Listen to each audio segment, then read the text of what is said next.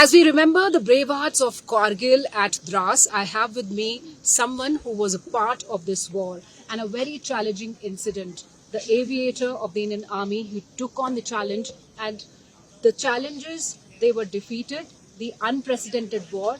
I have with me Major General Satinder Singh, who will tell us how he participated in this war. Sir, we've known that there was a particular incident, a very difficult one, when you were flying at that time. What was it? Please tell it. Okay, I'll just start with a little prelude to this. Uh, like I said, that I am, already know my name, Major General Satinder Singh Senamidal. I am basically an infantryman from Garhwal Rifles, and presently I am heading the canteen stores department. I participated in Nav Vijay as an army aviator, and this was in 1999, so it is almost about 26 years now, and that is what this Kargil Vijay Divas, that we are all here to celebrate that 26th year of the war victory. Uh, so during that period, we had two squadrons, that is one located at Sharifabad and the other at Leh, which participated in this operation, and they did uh, diversified kind of tasking to include aerial reconnaissance, direction of artillery fire, troop induction, casualty evacuation, and op logistics. Besides that, we also carried out the armed Hepter missions as part of the operations. So this is something that I'll also talk about a little later.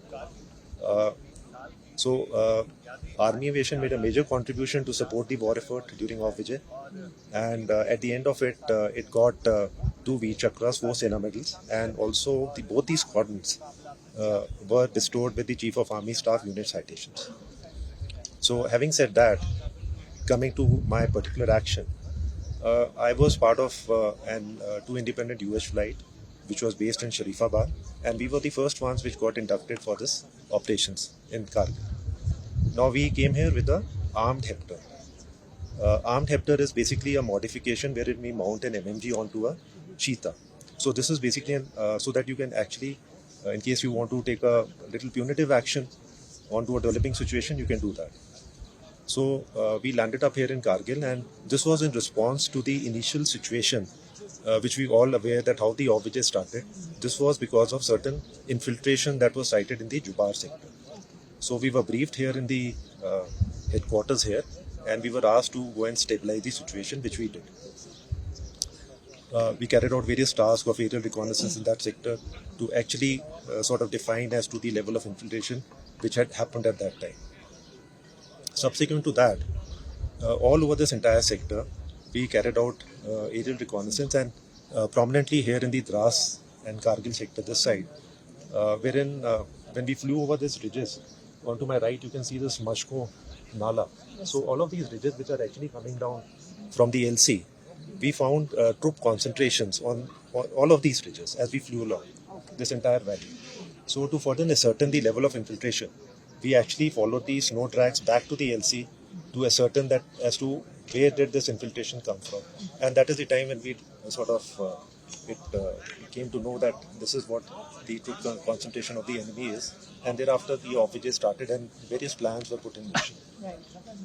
During one such sortie on 12th May, we were flying over Dras, and we happened to sort of go over Tololeng, which is right behind me. Yes, sir. So when we flew over Tololeng, we discovered an enemy concentration there, which was actually a tent, which was surrounded by an ice wall, which would not have been visible to somebody who would have been going by ground.